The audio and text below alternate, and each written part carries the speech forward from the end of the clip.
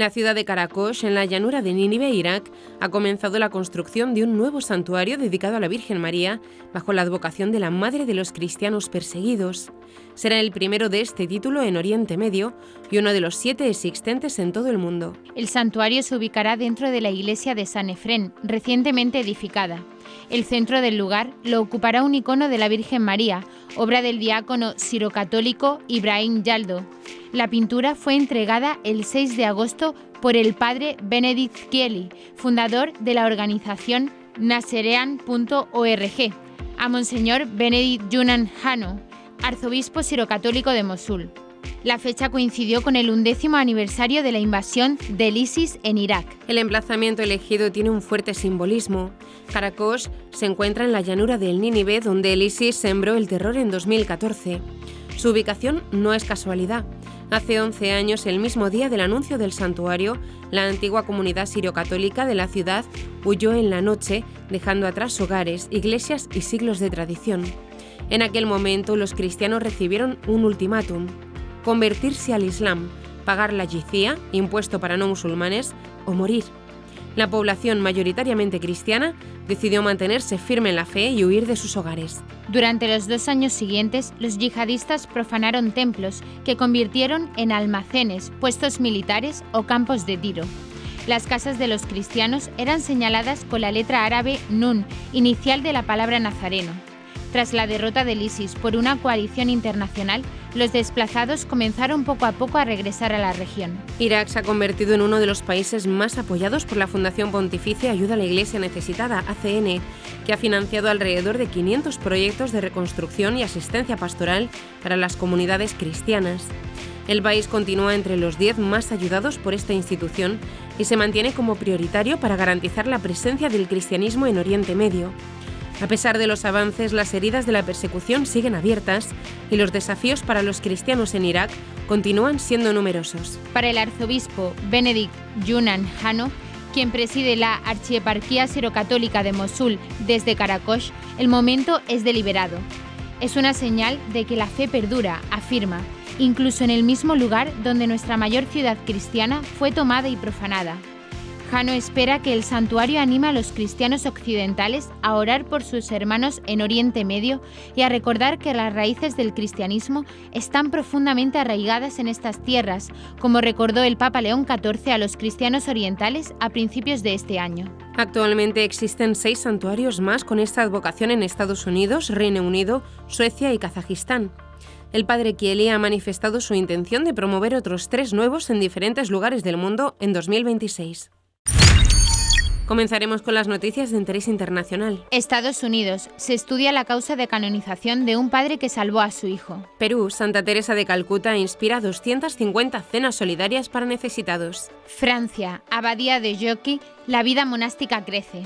Nicaragua. Informe de Derechos Humanos colectivo Nicaragua Nunca Más. Pasaremos después a las noticias nacionales. Nueva película animada de Jesús a través de los ojos del joven apóstol Juan. Peregrinación a la Santa Espina. Mary's Meals ya alimenta a 3 millones de niños en el mundo. Y por último comentaremos algunas de las noticias más destacadas de la Santa Sede. La Virgen de Luján, patrona de Argentina, entronizada en los Jardines Vaticanos. El Papa recibe a 192 obispos recién nombrados. Catequesis sobre la cumbre de la vida de Jesús, su muerte en la cruz. La asfixia aguardaba a un joven con síndrome de Down cuando la superficie erosionada de un tanque séptico tóxico se desmoronó bajo sus pies. Joseph Bander habría muerto solo en el estrecho tanque rodeado de gases tóxicos, pero su padre se lanzó, empujándolo hacia la superficie con su último aliento. Incluso cuando sus pulmones se llenaban de gases venenosos, Tom llamó al peón agrícola que intentaba sacar a Joseph. Finalmente, Tom perdió la conciencia, aún sosteniendo a Joseph, hasta que los equipos de emergencia sacaron a ambos del tanque de más de 2 metros de profundidad. Cuando lo hicieron, Tom ya había muerto. Era el 8 de septiembre de 2008. Tom, de 66 años, dejó a su esposa y a 7 hijos, pero su legado no terminaría ahí. 17 años después, un grupo de católicos está trabajando con la diócesis de Arlington, Virginia, Estados Unidos, para abrir su causa de canonización. La historia de Tom sigue resonando.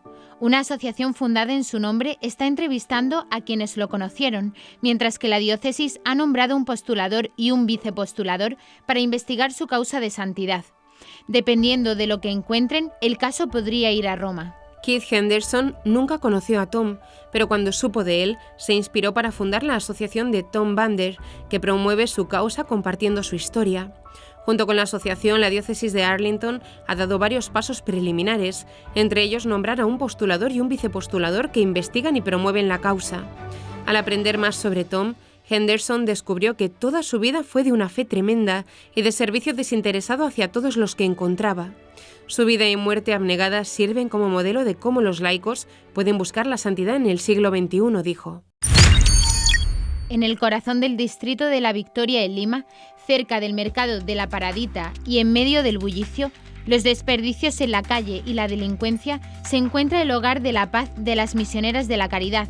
Allí cada sábado un grupo de voluntarios se reúne para compartir el amor de Cristo con los residentes y hacer de la iglesia un espacio vivo de encuentro, amistad y misericordia. Este grupo de católicos de diferentes comunidades parroquiales conforma el voluntariado Tengo Sed, que de acuerdo con Victoria Sevilla, una de sus coordinadoras, busca saciar esa sed de amor sirviendo a los más frágiles.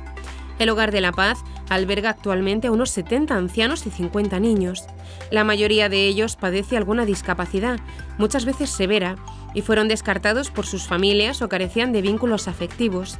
Las Misioneras de la Caridad, fundadas por Santa Teresa de Calcuta, los recogieron de las calles con amor y les devolvieron la dignidad de tener un hogar. En 2025, pocas semanas antes de la festividad de su fundadora, Santa Teresa de Calcuta, las hermanas invitaron al voluntariado a rezar una novena en su honor y a culminar los 9 días con una obra de caridad el 5 de septiembre, día de su fiesta litúrgica. A lo largo de la novena se fue anunciando la actividad central del viernes 5 de septiembre, que consistía en invitar a los voluntarios a apadrinar a un hermano en situación de calle. La respuesta fue impresionante.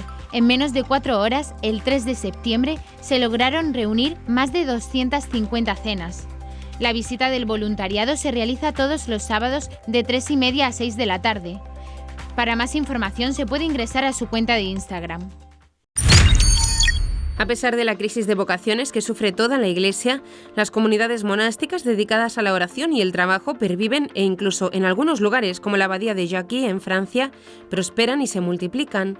En Provenza se encuentra la abadía de Jacqui, a la que pertenecen unas 40 monjas benedictinas de la congregación de Solesmes desde 1969. Viven dedicadas a la oración y el trabajo, este último con un fuerte componente agrícola en huertos, campos de cereales, árboles frutales o viñas. Aunque la abadía actual data de 1969, para comprender el origen de estas monjas debemos remontarnos a 1816, después de la Revolución Francesa y la época napoleónica. En aquella época, Luisa Adelaida de Borbón-Condé anhelaba fundar una comunidad benedictina. Gracias a su primo, el rey Luis XVIII, las monjas pudieron establecerse en el Temple, la antigua prisión en la que fue encerrado Luis XVI, llamada así porque antiguamente había sido un castillo de los caballeros templarios. Tras un comienzo alentador para las hermanas, sin embargo, la donación del priorato de San Luis del Temple fue cancelada a causa de la Revolución de 1848 y las hermanas se vieron obligadas a abandonarlo. Cuando terminó la Segunda Guerra Mundial, la comunidad se estableció en Limón, en una región cercana a París. Allí las hermanas construyeron la abadía donde ahora están establecidas. La comunidad creció rápidamente y las vocaciones abundaron tanto que, en 1967, un pequeño grupo de benedictinas fue enviado a Jacqui, en Provenza, para fundar un monasterio. Muy pronto Jacqui fue floreciendo y la comunidad prosperó. En 2 años se completaron las obras de construcción, las vocaciones fueron abundantes y el nuevo priorato se independizó rápidamente de la abadía madre de Limón. Como resultado, en 1981, Jacqui se convirtió oficialmente en una abadía. A principios de la década de 1990 ya había más de 50 hermanas en Jacqui y un pequeño grupo de monjas se dirigió entonces a la región de los Altos Alpes, fronteriza también con Italia. Allí fundaron la abadía de Nuestra Señora de la Misericordia, en la localidad de Rosans, instalándose en una antigua granja. En 2005, 5 hermanas de Jacqui volaron a Benín, con el fin de establecer la vida contemplativa en el país africano y establecer el monasterio de Nuestra Señora de la Escucha. Hoy en la abadía de Jacqui 45 hermanas benedictinas siguen la regla de San Benito, ora et labora, oración y trabajo. Las monjas rezan 7 veces al día en comunidad, empezando a las 5 de la mañana. Esa intensa vida de oración y alabanza a Dios ha hecho que sean conocidas por sus hermosos cantos gregorianos. Un informe presentado el 29 de agosto de 2025 por el Colectivo de Derechos Humanos Nicaragua Nunca Más, junto a organizaciones como la Unidad de Defensa Jurídica UDJ y Raza e Igualdad, denuncia la escalada represiva del régimen de Daniel Ortega y Rosario Murillo. Titulado ¿Dónde más busco? Vidas suspendidas, desapariciones forzadas en Nicaragua y la resistencia de quienes buscan, el documento destaca 2 pilares de la represión estatal: las desapariciones forzadas y la persecución religiosa. El informe subraya la expulsión sistemática de religiosos, en particular de la Iglesia Católica. Entre los desterrados figuran el presidente de la Conferencia Episcopal, Monseñor Carlos Enrique Herrera Gutiérrez, los obispos Silvio Báez, Rolando Álvarez e Isidoro Mora, y el nuncio apostólico Monseñor Valdemar Estanislao Sommertag, expulsado en marzo de 2022. La relación incluye 140 sacerdotes, más de 90 religiosas, una decena de seminaristas y 3 diáconos, todos forzados al exilio o al destierro. Según el informe, esta persecución ha debilitado comunidades religiosas y ha tenido un impacto profundo en las familias que dependían de su labor espiritual y humanitaria. Además, el régimen ha clausurado 5.609 asociaciones sin ánimo de lucro, de las que 1.294 eran de carácter religioso, con confiscación de bienes. Entre 2018 y 2025 se cerraron 54 medios de comunicación, 22 de ellos religiosos, lo que, según las organizaciones, evidencia un ataque sistemático a la libertad de culto y de expresión. El documento describe las desapariciones forzadas. Desde 2018 se han registrado más de 2.000 detenciones de carácter político, muchas acompañadas de incomunicación prolongada, torturas y traslados a centros clandestinos. Un caso destacado es el de Mauricio Alonso Petri, detenido en julio de 2025 y hallado muerto tras 38 días de desaparición forzada, lo que pone de manifiesto el riesgo de tortura y muerte bajo custodia estatal. Mujeres, adolescentes, personas mayores y líderes indígenas sufren impactos diferenciados. Las mujeres padecen violencia sexual y torturas por razón de género, mientras que en adolescentes se observa ideación suicida asociada al aislamiento. Las familias buscadoras, mayoritariamente mujeres, afrontan hostigamiento, desinformación y costes económicos insostenibles, con testimonios como ¿dónde más busco? ¿Qué más hago? Una nueva película animada en 2D, narrada desde la perspectiva de Juan, el discípulo amado de Jesús, promete llevar a los espectadores en un viaje desde el inicio del ministerio de Jesús hasta su pasión, muerte y resurrección. Jesús, luz del mundo, se estrenará en cines en España el próximo 10 de octubre y es la primera producción del proyecto Poema de Salvación, un estudio independiente dedicado a contar historias que compartan a Jesucristo con todo el mundo. Para los cineastas, este tipo de proyectos va más allá del entretenimiento. Es una forma de expresar su fe a través del arte. Brennan McPherson, productor de la película, comentó con Catholic News Agency que su objetivo era crear una bonita película animada que honrara a Dios, que contara la verdad sobre el Evangelio y que pudiera usarse como herramienta para compartir nuestra fe con la gente de una manera que no fuera amenazante y que no solo fuera convincente, sino también genuina y respetuosa con el público. La decisión de contar la historia desde los ojos de Juan no fue casual. McPherson explicó que eligieron a este discípulo porque era el más joven y creen que su perspectiva es la más fácil de identificar para el público. Los niños pequeños quieren crecer y se identifican con eso. Los adolescentes están pasando por esos años formativos, por lo que se identifican con ello. Y los adultos saben cómo fue esa etapa en sus vidas, así que resulta más atractivo para toda la familia, explicó. La diócesis de Getafe va haciendo ya popular la peregrinación de comienzo de curso. Este año invitan a los nacidos entre los años 2010 y 2013 a peregrinar al monasterio de la Santa Espina, en Valladolid. Esta peregrinación de adolescentes busca tener un encuentro con Cristo vivo y su Iglesia, unidos en torno a la Santa Espina que portó Jesús en su corona durante la Pasión, memoria de su entrega por nosotros. La peregrinación tendrá lugar el fin de semana del 25 y 26 de octubre y los jóvenes que quieran participar deberán inscribirse obligatoriamente dentro de un grupo o parroquia. El precio será de 60 euros por peregrino, lo cual incluye el desplazamiento en bus, alojamiento y pan para la comida del domingo, debiendo llevar la comida y cena del sábado y el desayuno y comida del domingo. Como nota informativa, la Delegación de Jóvenes señala que el plazo de inscripción finalizará el sábado 11 de octubre. Mary's Meals, la organización dedicada a alimentar niños en edad escolar en el mundo, celebra que ya son más de 3 millones de niños necesitados a los que ayuda cada día, un aumento de alrededor de 800.000 niños desde inicios de 2024.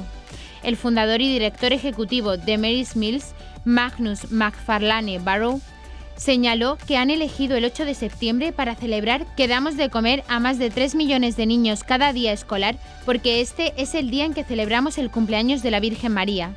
Así que en este día le devolvemos a ella todo este trabajo.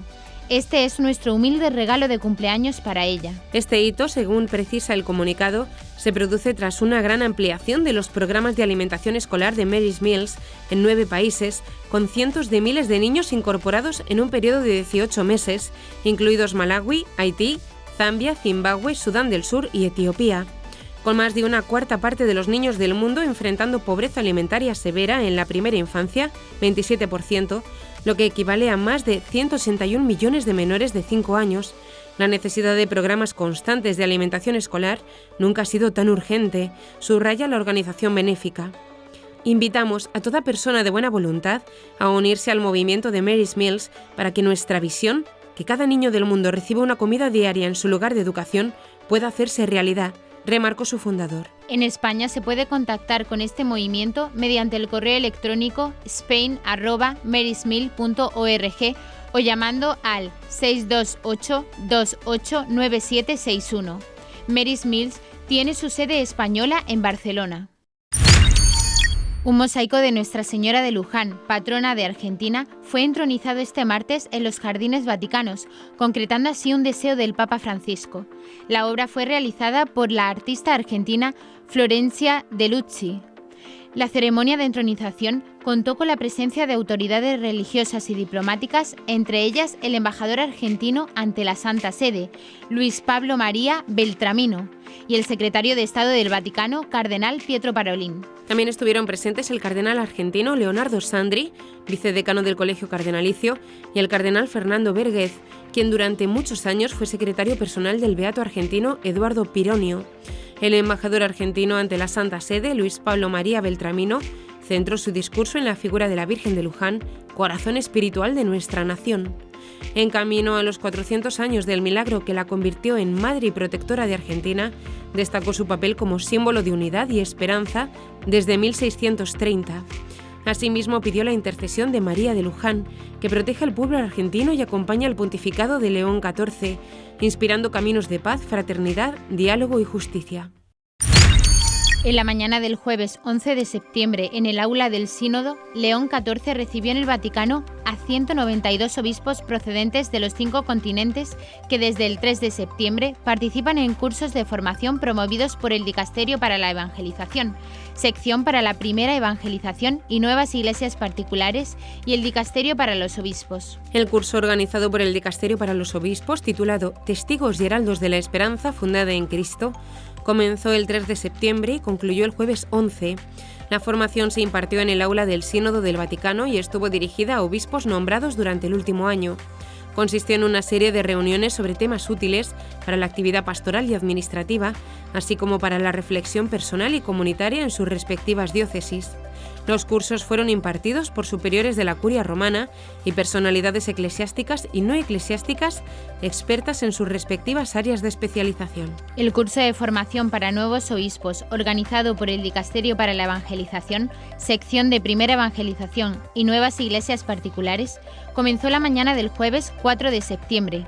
El viernes 5 de septiembre, la atención se centró en las urgentes necesidades de inculturación, mientras que el sábado 6 de septiembre los prelados cruzaron la Puerta Santa, participaron en la misa jubilar y veneraron las reliquias del apóstol en la Basílica de San Pedro. El domingo todos los prelados participaron en la solemne misa de canonización de los beatos Pier Giorgio Frassati y Carlo Acutis. En su catequesis de este miércoles 10 de septiembre, el Papa León XIV explicó que nuestro grito en el dolor, al igual que el de Jesús en la cruz, no es una señal de debilidad, sino de humanidad que puede convertirse en esperanza y en una forma extrema de oración. El pontífice destacó un detalle muy valioso e invitó a contemplarlo con la inteligencia de la fe. En la cruz, Jesús no muere en silencio, explicó. Al haber cumplido con su misión en la tierra, Cristo dejó la vida con un grito. Jesús, dando un fuerte grito, expiró. Para el Santo Padre, este grito lo encierra todo: dolor, abandono, fe, ofrenda. No es solo la voz de un cuerpo que cede, sino la última señal de una vida que se entrega. También recordó que aquel grito fue precedido por una pregunta, una de las más lacerantes que se pueden preguntar. Dios mío, ¿por qué me has abandonado? El Papa León XIV destacó que en aquel último instante Jesús experimenta el silencio, la ausencia, el abismo. Sin embargo, según el pontífice, no se trata de una crisis de fe, sino de la última etapa de un amor que se entrega hasta el fondo. El grito de Jesús no es de desesperación, sino sinceridad, verdad llevada al límite, confianza que resiste incluso cuando todo calla, subrayó. También remarcó que es allí, en aquel hombre desgarrado, donde se manifiesta el amor más grande. Es allí donde podemos reconocer a un Dios que no permanece distante, sino que atraviesa hasta el fondo nuestro dolor. En este contexto subrayó que en este grito también hay una esperanza que no se resigna, ya que se grita cuando se cree que alguien todavía puede escuchar. Se grita no por desesperación, sino por deseo. Jesús no gritó contra el Padre, sino hacia Él. Incluso en el silencio estaba convencido de que el Padre estaba allí. Y así nos mostró que nuestra esperanza puede gritar incluso cuando todo parece perdido, dijo a continuación. Por último señaló que para Jesús, cuando todo parece acabado, en realidad la salvación estaba a punto de iniciar.